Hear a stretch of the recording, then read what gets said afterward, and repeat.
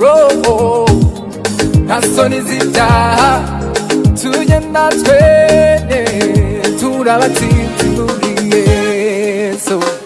nukuri nimba zacu nizo yishyizeho imibabaro yacu niyo yikoreye igihano kiduhesha amahoro cyari kuri we igihano kiduhesha amahoro cyari kuri we amaraso Yesu ni meza ni meza niyo twozaho ibyaha byacu Yesu we Yesu we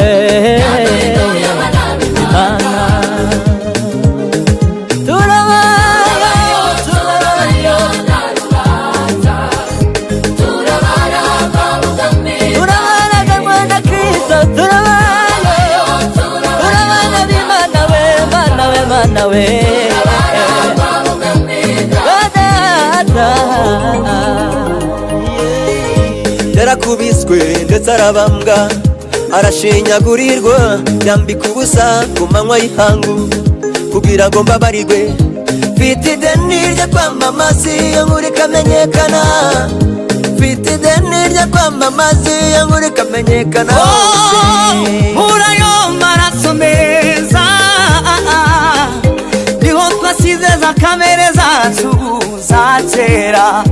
kubw'akavukire yacu ntitwari kubarwa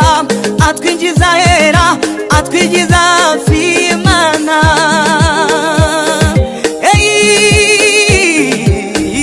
amaraso ya Yesu niyo yoza ibyaha twakoze yaduhinduye abana b'Imana atugira abana ngo b'amasezerano y'ijuru urupfu twazaniwe na Adamu wa mbere twarukijijwe n'amaraso ikimenyetso cy'urukundo rw'Imana n'amaraso y'umucunguzi Imana niyikundaho kwemera gupfira ku musaraba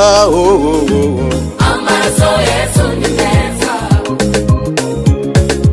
yaduhinduye abana b'Imana amaraso ya Yesu ni meza ni meza yaduhinduye abana b'Imana turabayo nta rubanza turabaragwa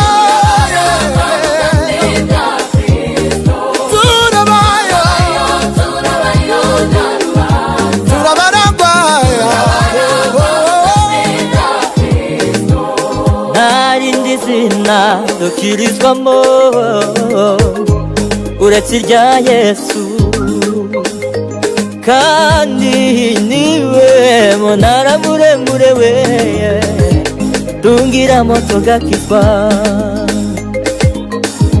ntarindi zina dukirizwamo we uretse irya Yesu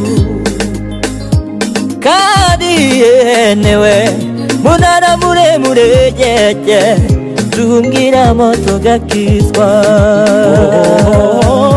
niryo riduhesha amahoro niryo riduhesha ibyishimo turabatsinzi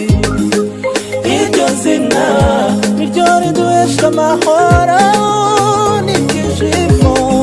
turabatsinzi nuko rero abari muri Kristo Yesu